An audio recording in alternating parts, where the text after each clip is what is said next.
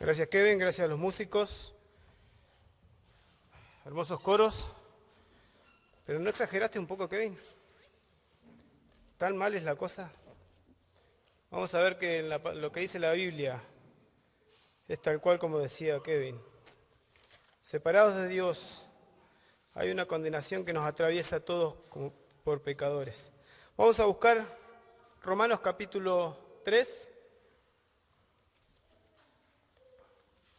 Búsquenlo mientras yo reviso acá mi cuaderno.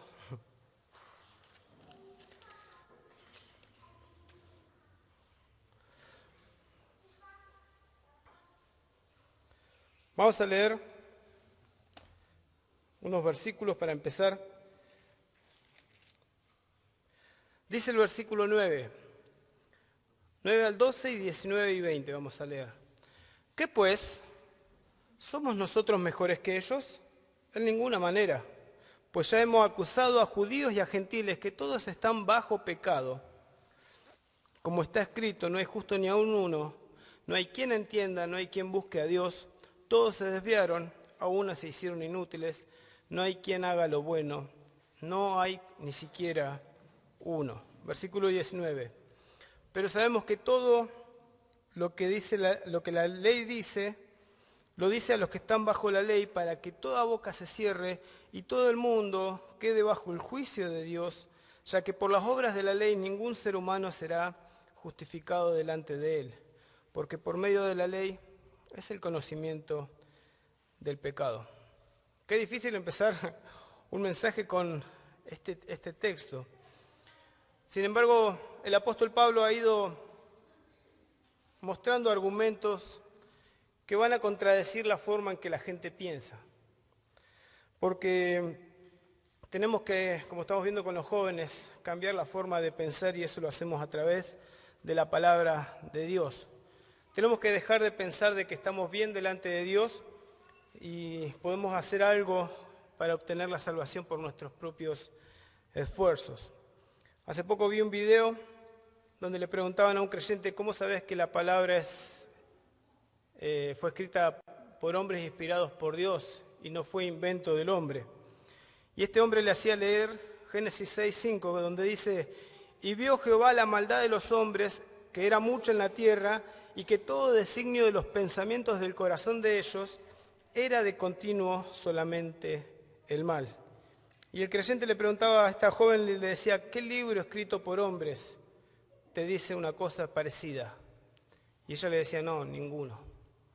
La Biblia revela cómo es el corazón del hombre y cuál es la condición en la que está la humanidad. Así que Pablo llega a esta conclusión que leímos. Todos estamos bajo pecado, todos estamos bajo el juicio de Dios. Pero como decía Kevin, sería muy triste simplemente si predicamos un evangelio donde solamente hay condenación. La buena noticia que tenemos para dar es que Dios nos mostró el evangelio, por el cual podemos obtener el perdón de nuestros pecados y por eso que predicamos del amor de Dios que pueda cambiar tu vida. Así que Pablo estaba deseoso de predicar este evangelio a toda criatura. Hoy veíamos en la escuelita mes impuesta necesidad porque quería que personas conozcan de este amor de Dios. Pablo podría haber unido el capítulo 1, versículo 17, que viene hablando del evangelio. Dice, porque no me avergüenzo del evangelio, porque es poder de Dios para salvación a todo aquel que cree, al judío primeramente y también al griego.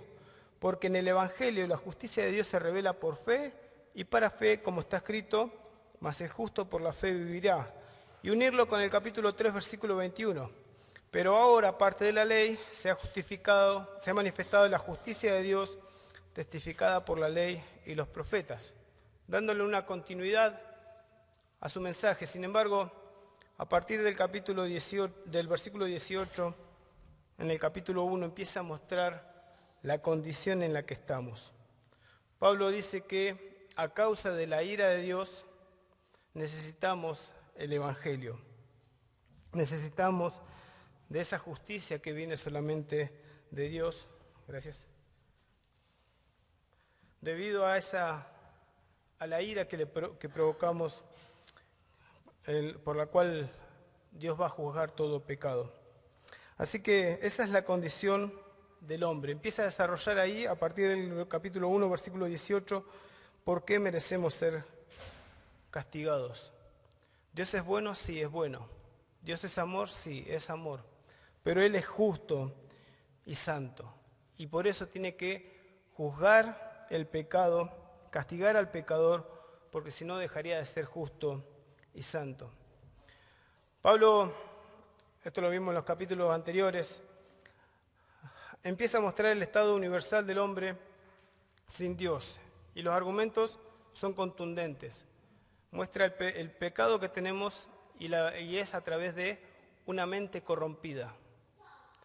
Es a través de ahí que nacen las malas conductas. No es lo de afuera, es lo de adentro, dice Pablo.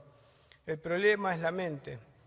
Y mucha gente tiene sus pensamientos acerca de Dios, sus pensamientos acerca de cómo obtener la salvación, pero lo único que es valedero es lo que Dios dice. Pensamos acerca de Dios, acerca de la vida, que está bien, que está mal, pero en definitiva lo único que vale es lo que dice Dios. Dios nos muestra como pecadores por naturaleza y por práctica. Así que ninguno de nosotros puede tener no se puede justificar delante de Dios. El Señor Jesús dijo, porque del corazón salen los malos pensamientos, los homicidios, los adulterios, las fornicaciones, los hurtos, los falsos testimonios, las blasfemias. Estas cosas son las que contaminan al hombre. ¿Y de dónde salen? Del corazón, de dentro. No podemos echarle la culpa a alguien más o a algo externo. Así que Pablo, para desarrollar la culpabilidad del hombre, empieza por el más obvio. Si nosotros vemos la sociedad, ¿a quién culparíamos? Y los que son inmorales, los que se portan mal. Lo que a nuestro juicio diríamos, este sí se merece la ira de Dios. Y Pablo empieza con esas personas, aquellos que se envanecieron en sus razonamientos, dice, y su necio corazón fue entenebrecido, entonces empezaron a practicar toda clase de pecado. Total, no importa. Así que, y Pablo termina en el capítulo 1, termina con una lista similar a la que dio Cristo. Así que no solamente ellos merecen el pecado, el castigo, la ira de Dios, sino que Pablo ahora, después de eso, se dirige a los religiosos. Y los religiosos los ve en dos grupos. Aquellos que piensan que son buenos, que no son tan malos como los otros, se comparan con los inmorales y dicen, nosotros no somos tan malos como ellos, nosotros no merecemos ir al infierno, nosotros no merecemos el castigo de Dios. Y Pablo dice, ¿y piensas esto, hombre, tú que juzgas a los que tal hacen, a los inmorales, y tú haces los mismos, que tú escaparás del juicio de Dios? Pablo no conocía la frase nuestra, pero sería algo así como, el muerto se ríe del desgollado, es así. Porque muestra a pecadores públicos siendo condenados por pecadores respetables, si existiera eso. Así que Pablo lo que está haciendo en el capítulo 2 empieza a cerrarle el camino de escape a aquellos que podían argumentar nosotros somos mejor que aquellos. En ese grupo están los moralistas, en los filósofos moralistas, la gente de bien, todos los que intentan escaparse de la culpa y del juicio de Dios bajo un techo religioso. Pero tanto judíos de ese entonces como hoy quizás creyentes pensando que por estar en la iglesia simplemente pueden escapar del juicio de Dios. Así que esa religión no sirve. Vimos que el juicio de Dios va a tener 7 principios, que es según la verdad, es decir, se va a revelar todo, nada se va a poder esconder y nadie va a poder decirle a Dios, no, acá me parece que te estás equivocando, no. Todo el juicio es según la verdad, según la culpa, según las obras, sin acepción de personas, según los hechos, porque se van a juzgar las obras, revelando los secretos del corazón, así que nadie puede ocultar nada. Y por último, según la realidad de la religión y no bajo una profesión de ella, es decir, apunta al corazón. No simplemente una fachada de creyente, sino que, porque a los judíos les pasaba eso, tenían una fachada y pensaban que bajo eso se podían cubrir del juicio de Dios, pero no es así. Así que Pablo en Romanos 2 habla del juicio de Dios y podemos pensar, como leía Kevin, en Apocalipsis, el capítulo 20, donde Juan fue testigo del juicio de Dios, donde dice que vio grandes y chicos delante del trono de Dios. Y allí no había predicación, allí no había razonamiento, allá en ese lugar solamente había condenación. Así que este es un grupo, el primer grupo de religiosos que Pablo ve, pero el otro grupo no solamente es religioso el que se cree bueno y se compara con el inmoral, sino que el otro grupo de religiosos Pablo lo ve en los judíos, ¿sí? En sus contemporáneos, aquellos que eran del pueblo de Israel. Y eso lo vemos en el capítulo 3, donde lo vamos a ir desarrollando. Pablo usa una técnica llamada diatriba, es decir, se inventa un oponente judío, el cual va a ir argumentando y haciendo preguntas en contra de los argumentos de Pablo. Así que seguramente esos argumentos son los que Pablo tenía que lidiar a diario. Imagínense a Pablo predicando el Evangelio de Jesús y lo primero que hacía, ¿qué era? ¿A dónde iba? A las sinagogas de los judíos. Y ahí predicaba el Evangelio, seguramente lo echaban, y seguía predicando a los gentiles. Así que este judío imaginario que se inventa Pablo presenta 4 argumentos en contra de Pablo. Argumento número 1, capítulo 3, versículo 1. ¿Qué ventaja tiene pues el judío o de qué aprovecha la circuncisión? El argumento es este: ¿de qué ventaja tiene el ser judío? Pablo, ¿para qué sirvió toda nuestra historia? ¿Decís, Pablo, que ser judío y tener la circuncisión no sirve? ¿Estás diciendo que podemos tirar a la basura lo que es la ley, los profetas y el pacto? Pablo había dicho que el verdadero judío era el del interior, el que tenía circuncidado el corazón. Pero también daba la posibilidad de cualquier otro, incluso los gentiles, que guardaban la ley, podían llegar a ser verdaderos judíos. Entonces el judío empezaba a ofenderse con esto. Entonces, ¿qué estás diciendo, Pablo? ¿Qué ventaja tiene tener toda la historia del Antiguo Testamento? La respuesta de Pablo del versículo 2. Mucho, en todas maneras. Primero, ciertamente, que les ha sido confiada la palabra de Dios. Un hermano explicaba acerca de esta ventaja que tenía el judío con respecto a los demás, imaginándonos en nuestra congregación, imagínense tantos bebés que vienen, imagínense un niño naciendo de padres creyentes, ¿sí? Que lo quieren encaminar a los pies del Señor. Y un niño que nace en una toma, con condiciones extremas, un padre borracho, una madre drogadicta. Les pregunto, ¿tiene alguna ventaja un niño sobre otro? Sí, tiene ventaja. Esa es la ventaja que Pablo decía. Tiene ventaja, pero no ambos niños tienen la responsabilidad de encontrar a Cristo como su Salvador, porque no hay ventaja con respecto a la salvación. Tanto el niño que nace en un matrimonio creyente como el niño que nace en una toma y quizás siendo abandonado, ambos necesitan conocer el Evangelio. Esa es la ventaja que Pablo dice. Primero, les ha sido confiada la palabra de Dios. un gran privilegio que tenía el pueblo de Israel. Tenían la palabra de Dios, la conocían, y sin embargo, ellos pensaban que eso le iba a dar la salvación directa. Y es lo que Pablo está atacando en estos versículos. Ellos tenían mayor responsabilidad por haber recibido la palabra de Dios. Ellos, la palabra de Dios es la palabra oráculos. Tenían los oráculos de Dios. Así que tenían todo el Antiguo Testamento, tenían las promesas, tenían el pacto.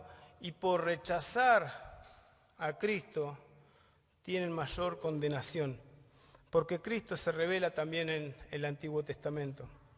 Así que es un privilegio que ellos tenían, pero también hay mayor juicio por haberlo rechazado. Pablo dijo, primero, ciertamente que se le ha sido confiada la palabra de Dios. Y no pudo dar un segundo argumento porque este interlocutor que Pablo se inventa vuelve a hacer preguntas y no lo deja continuar. Dice el versículo 3, que es la segunda objeción. Pues qué, si alguno de ellos han sido incrédulos. Pues qué, si alguno de ellos han sido incrédulos. Su incredulidad habrá hecho nula la fidelidad de Dios.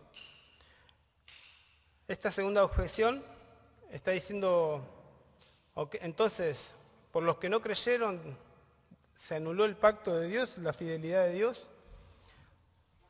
Pablo, es verdad que recibimos la palabra, pero muchos judíos no creyeron. Entonces, si Dios prometió bendecir a Israel y ahora los castiga igual que los gentiles, ¿Dios falló? ¿Su promesa quedó en nada? ¿Estás diciendo que somos capaces de frustrar los planes de Dios? Esa es encubierta la objeción. Entonces Dios queda como mentiroso y Dios queda como infiel. ¿Cuál es la respuesta de Pablo? Versículo 4. De ninguna manera, antes bien, sea Dios veraz y todo hombre mentiroso. Como está escrito, y cita el Salmo 51, versículo 4, para que seas justificado en tus palabras y venzas cuando fueres juzgado. Pablo está diciendo que el argumento es fuerte, pero Pablo dice que no. Nuestra infidelidad no anula la fidelidad de Dios. Dios es fiel cuando Él dice que puede perdonar, que va a perdonar nuestros pecados. Y es fiel cuando dice que va a condenar a aquellos pecadores que no se arrepienten. Con respecto al pacto, como era en ese entonces, ¿sí? Si hablamos del pacto de Dios con Abraham, si leemos en el Antiguo Testamento, para cerrar un trato la gente que hacía, partía un animal en dos y pasaba por el medio de esos animales, los dos que hacían el pacto pasaban por el medio de los animales partidos, diciendo así como en forma figurativa, así me pase como a estos animales si yo no cumplo mi parte del pacto. Sin embargo, cuando Dios hace el pacto con Abraham, dice que Abraham cayó en un sueño y que solamente Dios pasó por entre medio de los animales. Y Dios fue fiel a sus pactos. Lo vemos en cómo el pueblo se alejaba de Dios y sin embargo Dios siempre se mostró fiel. Como les dije, Pablo cita el Salmo 51:4. Y sabemos que ese salmo habla de David cuando está confesando a Dios su pecado con Betsabé y él le dice a Dios, contra ti solo he pecado y he hecho lo malo delante de tus ojos, para que seas reconocido justo en tu palabra y tenido por puro en tu juicio. Lo que estaba confesando David en esa porción es que Dios es justo en hacer su castigo. Merecemos el castigo de Dios. Pero sin embargo, David se acercaba pidiendo misericordia. Y eso es lo que tenemos que hacer, porque Dios promete bendecir al que se acerca a Él de esta forma, confesando su pecado y pidiendo misericordia. Él es fiel para perdonarnos. Pero también, como les dije, Él es fiel para juzgar a los pecadores que no se arrepienten. Hay una tercera objeción que está en el versículo 5. Dice, y si nuestra injusticia hace resaltar la justicia de Dios, ¿qué diremos? ¿Será injusto Dios que da castigo? Hablo como hombre. Si mi pecado hace resaltar la verdad y la bondad de Dios, ¿por qué me juzga? Esa es la objeción. Cada vez más atrevidas las objeciones que presenta Pablo y cada vez más insolentes contra Dios.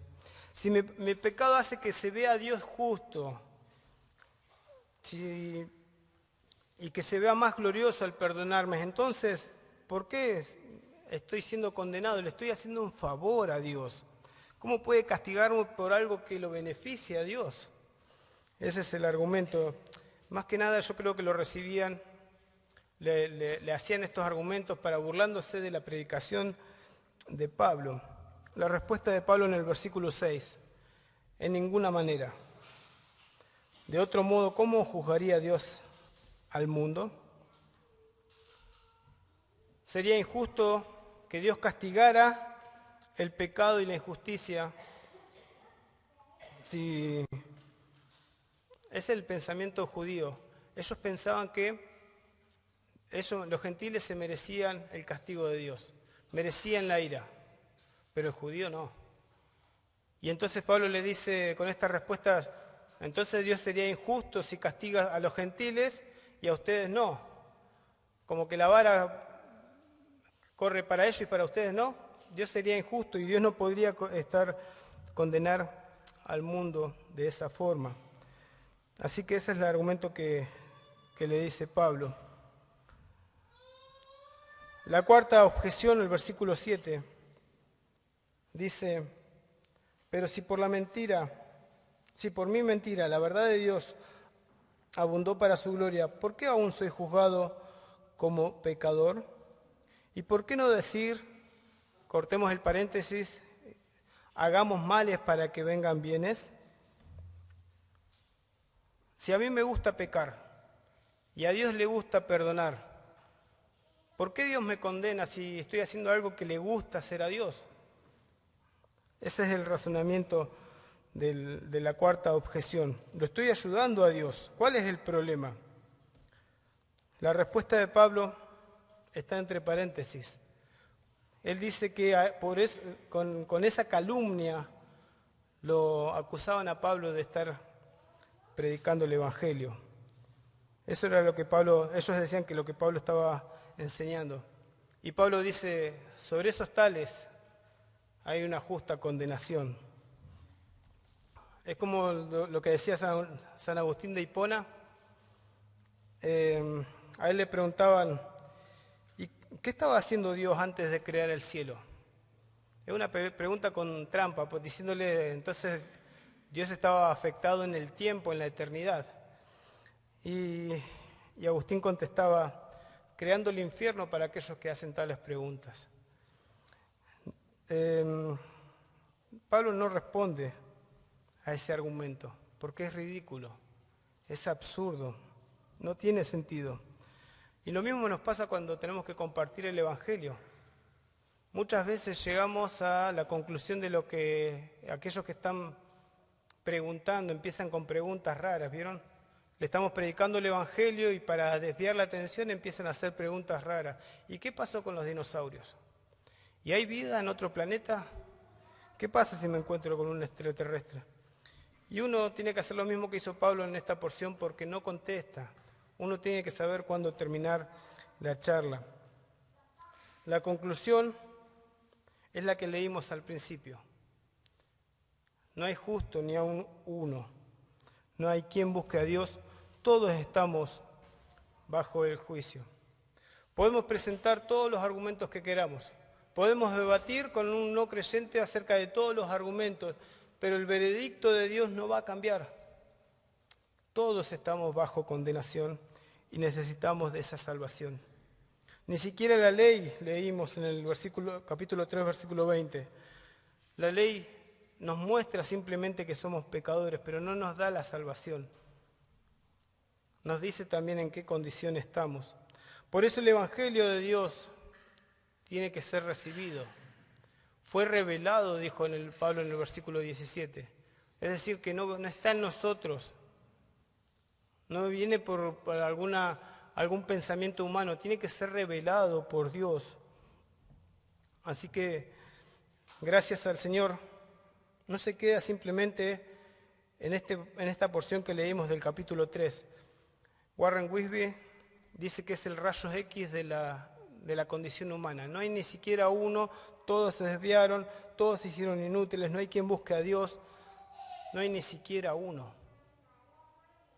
Y si nos ponemos a pensar en cada versículo, va detallando y va describiendo desde la cabeza a los pies, todo está contaminado. Por eso necesitamos la salvación que ofrece Dios. Pero gracias a Dios que Él tuvo que hacer algo, Él tuvo que enviar a su Hijo. Él envió la luz verdadera a este mundo en tinieblas, como veíamos en la cena. Y gracias a Dios porque el pasaje no queda ahí, sino que sigue. Dice capítulo 3, versículo 21. Pero ahora, aparte de la ley, se ha manifestado la justicia de Dios testificada por la ley y por los profetas. La justicia de Dios por medio de la fe en Jesucristo para todos los que creen en Él, porque no hay diferencia. Por cuanto todos pecaron y están destituidos de la gloria de Dios, siendo justificados gratuitamente por su gracia mediante la redención que es en Cristo Jesús. No hay ninguna justicia en nosotros, algo que pueda borrar nuestro pecado. Necesitamos de la gracia de Dios, de su misericordia. Y en esta noche podemos predicar el Evangelio de que Dios te ama, de que Dios hizo un plan perfecto de salvación, vino a buscarte. Y Cristo muriendo en esa cruz pagó todos nuestros pecados, para que el que cree pueda recibir el perdón. David en el Salmo 51 confesó su pecado y Dios lo perdonó. En esta noche podemos predicar con alegría de que Dios sigue perdonando a pecadores. Pero como decía Kevin, habrá un día donde ya no habrá más posibilidades, donde las puertas del cielo se cerrarán, porque ya Dios dio toda oportunidad. Así que ese regalo de Dios se tiene que recibir en vida y cuanto antes. Hay una urgencia. Es hoy, no esperar a mañana, para todos los que creen en Él. No vas a poder presentar ningún argumento delante de Dios. No tienen excusa, dijo Pablo, no tienen apología, no tienen nada para decir o responder a Dios con respecto a nuestro pecado. Somos culpables, pero Dios quiere perdonarnos. Vamos a leer unos pasajes para terminar. Tito, capítulo 3.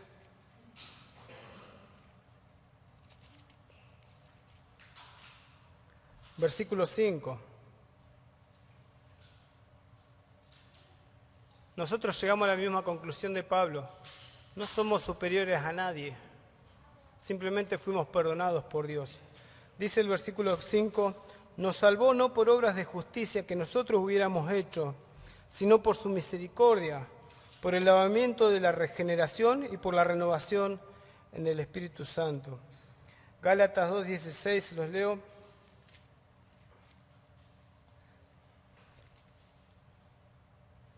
Dice, sabiendo que el hombre no es justificado por las obras de la ley, sino por la fe de Jesucristo. Nosotros también hemos creído en Jesucristo para ser justificados por la fe de Cristo y no por las obras de la ley, por cuanto por las obras de la ley nadie será justificado. Y Efesios 2:8 y 9, muy conocidos para nosotros, porque por gracia sois salvos por medio de la fe, y esto no de vosotros, pues es don de Dios, es un regalo de Dios, no por obras para que nadie se gloríe. Queremos que en esta noche, si todavía no te arrepentiste delante de Dios, puedas hacerlo, y puedas salir de esta reunión diciendo, como cantamos, cuán grande es Dios, porque nos vio perdidos, sin posibilidad de poder obtener la salvación y solamente mereciendo la condenación. Pero Él envió a su Hijo para salvarnos. En la escuelita dominical escuchábamos cómo el apóstol Pablo le era impuesta necesidad de predicar el Evangelio.